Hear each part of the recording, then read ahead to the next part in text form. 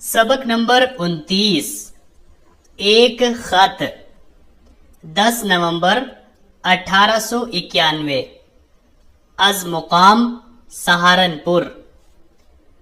عزیز من، تم کو یاد ہوگا کہ جس روز تم سفر کی تیاری میں مصروف تھے میری طبیعت کسی قدر ناساز تھی۔ اسی وجہ سے تم کو رخصت کرنے کے لیے ریلوے اسٹیشن تک میں نہ جا سکا تھا۔ تمہارے جانے کے بعد علالت اور زیادہ ہو گئی، یہاں تک کہ میں رخصت لینے پر مجبور ہوا۔ 10 دن سے کوئی کام نہ کر سکا۔ برابر علاج ہو رہا ہے۔ ڈاکٹر مسیح الدین دونوں وقت تشریف لاتے ہیں اور ایک اوزار سینے پر رکھ کر پھیپھڑے کی کیفیت کو ملاحظہ کرتے ہیں۔ البتہ 2 روز سے مرض میں قدر تخفیف ہے۔ کھانسی کم اٹھتی ہے، شب کو نیند بھی آ جاتی ہے، مگر میں نقیہ ایسا ہو گیا ہوں کہ ابھی گاڑی میں سوار ہو کر ہوا کھانے نہیں جا سکتا۔ ڈاکٹر صاحب کہتے ہیں کہ 1 ہفتے کے بعد چلنے پھرنے کی اجازت ملے گی۔ ذرا اور توانائی آ جائے تو میرا ارادہ ہے کہ سیدھا لاہور چلا جاؤں۔ وہاں کے جانے سے صرف تبدیل آب و ہوا ہی مقصود نہیں ہے، بلکہ ضرورت پڑی تو ڈاکٹر شفاء الدولہ جو میرے قدیم عنایت فرما ہے معالجے کا موقع ملے گا۔ امید ہے کہ معاودت کے وقت 2-4 روز تمہارے پاس بھی قیام کروں گا اور 1-2 روز پیشتر تم کو اپنے آنے کی اطلاع دوں گا۔ بچوں کو دعا اور سب احباب کو سلام، شوق و سلام۔ راقم امیر بیگ۔ ناساز۔ ناساز مطلب طبیعت خراب ہونا، کوئی بیماری ہونا۔ علالت۔ علالت مطلب پریشانی۔ مجبور۔ مجبور آپ سمجھتے ہیں۔ مرض۔ مرض مطلب بیماری۔ تخفیف۔ تخفیف مطلب کم ہونا۔ نقیہ۔ نقیہ مطلب کمزور۔ توانائی۔ توانائی مطلب طاقت۔ تبدیل۔ تبدیل مطلب چینج۔ عنایت فرما۔ عنایت فرما مطلب مہربانی فرما۔ معالجہ۔ معالجہ مطلب علاج۔ سبق نمبر 30 رات۔ گیا دن ہوئی شام آئی ہے رات، خدا نے عجب سے بنائی ہے رات۔ نہ ہو رات تو دن کی پہچان کیا، اٹھائے مزہ دن کا انسان کیا۔ ہوئی رات خلقت چھٹی کام سے، خاموشی سے چھائی سرے شام سے۔ لگے ہونے اب ہاٹ بازار بند، زمانے کے سب کاروبار اور بار بند۔ مسافر نے دن بھر کیا ہے سفر، سرے شام منزل پہ کھولی کمر۔ درختوں کے پتے بھی چپ ہو گئے، ہوا تھم گئی پیڑ بھی سو گئے۔ اندھیرا اجالے پہ غالب ہوا، ہر ایک شخص راحت کا طالب ہوا۔ ہوئے روشن آبادیوں میں چراغ، ہوا سب کو محنت سے حاصل فراغ۔ کسان اب چلا کھیت کو چھوڑ کر کہ گھر میں کرے چین سے شب بشر۔ تھپک کر سلایا اسے نیند نے، تردد بھلایا اسے نیند نے۔ غریب آدمی جو کہ مزدور ہے، مشقت سے جن کے بدن چور ہے۔ وہ دن بھر کی محنت کے مارے ہوئے، وہ ماندے تھکے اور ہارے ہوئے۔ نہایت خوشی سے گئے اپنے گھر، ہوئے بال بچے بھی خوش دیکھ کر۔ گئے بھول سب بال بچوں کا غم، سویرے کو اٹھیں گے اب تازہ دم۔ کہاں چین یہ بادشاہ کو نصیب، کہ جس بے غمی سے ہے سوتے غریب۔ غالب۔ غالب مطلب غلبہ پا لینا، کسی چیز پر حاوی ہو جانا۔ راحت۔ راحت مطلب آرام۔ طالب۔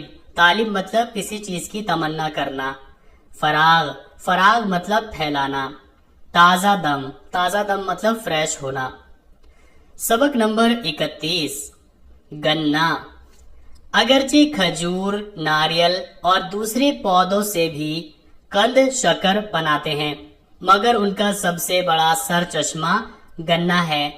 बिलखुसूस हमारे मुल्क में तो हर किस्म की शेरनी का वही मौरिसे आला है। गन्ना इब्तिदा में एक जंगली घास था, जिसको परवरिश करते करते इंसानी सिनात ने ऐसा नरम रसीला बना दिया है। इसकी कई किस्में हैं, किसी का रंग सुर्ख, किसी का सियाही माइल और कोई सफेद होता है।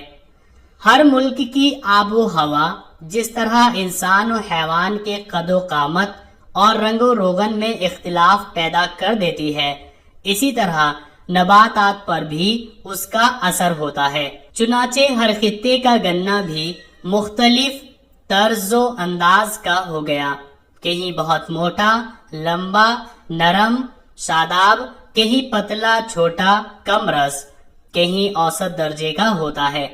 अक्सर सफेद रंग का गन्ना तरोताजा और नरम रसीला होता है। सुर्खो सियाह रंग का जरा सख्त। बांस और नरसल की मानिंद गन्ने में पोरियां होती है और हर पोरी पर गिरह। इसके सिरे पर लंबे नुकीले दो धारे पत्ते होते हैं।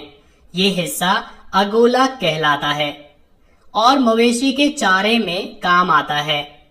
ये बात तो गलत है कि गन्ने का तुख्म नहीं होता। बेशक इसमें फूल आता है और बीज लगता है, मगर वो फूलने फलने से पहले ही खोद लिया जाता है। गन्ना इस किस्म के पौधों में से है जिसका तुख्म भी बोया जाता है और शाख भी लगाई जाती है, मगर इसकी काश्त का मुरव्वज तरीका दूसरी किस्म का है। चुनाचे इसके छोटे छोटे टुकड़े लिटाकर खेत में दबाए जाते हैं। हर गिरह पर आंख होती है, वहीं से शाख फूट निकलती है। चेत बैसाख में इसकी काश्त होती है और जब तक बरसात शुरू नहीं होती, किसान बड़ी मेहनत मशक्कत से इसके खेत को कुएं या नहर के पानी से सैराब करते हैं। मीह बरसता है तो ईख में जान पड़ जाती है, खूब बढ़ती और तरोताजा होती है। गन्ना जब तक बच्चा और कच्चा रहता है फीका और खारा होता है, मगर कुंवार के महीने में पुख्तगी पर आ जाता है। इस वक्त खाएं तो शीरी और खुश जायका मालूम होता है। कोल्हू या बेलन में दबाकर गन्ने का रस निकालते हैं, फिर इसको बड़े कढ़ाव में डालकर जोश देते हैं। जब चाशनी तैयार हो जाती है तो इसको ठंडा करके गुड़, शक्कर या राब बना लेते हैं। राब की चाशनी नर्म रखते हैं और इसको हंडों और मटकों में भर लेते हैं। गुड़ की चाशनी राब की बनिस्बत सख्त होती है और शक्कर की उससे भी ज्यादा कड़ी। राब की खांची डालते हैं। जहाँ ये कारखाना होता है वो मकान खंडसाल कहलाता है। खांची में राब का शीरा निचड़कर अलग हो जाता है और दानेदार सफेद खांड कुंद बाकी रह जाती है। फिर हलवाई इसको पकाकर साफ करते और बोरा, बताशा, मिश्री, ओला बनाते हैं। इसी से किस्म किस्म की मिठाइयाँ नफीस और खुशमजा तैयार होती है। जब गन्ने के रस को घड़े में भरकर रख छोड़ते हैं तो कुछ अरसे में वो सिरका बन जाता है। सिरके से अनवाओ अकसाम की चटनियाँ और अचार बनाए जाते हैं। कंद मतलब चीनी। बिलखुसूस मतलब खास तौर से। मौरिस मतलब सोर्स। माइल मतलब मिला हुआ होना। इख्तिलाफ मतलब अलग अलग होना। नबातात मतलब वेज, जो पेड़ पौधे जमीन से निकलते हैं उनको नबातात कहा जाता है। तर्ज मतलब तरीका। शादाब मतलब हरा भरा होना। मवेशी मतलब जानवर। मुरव्वज मतलब रिवाज, यानी जो तरीका चलता आ रहा है उसको कहा जाता है मुरव्वज।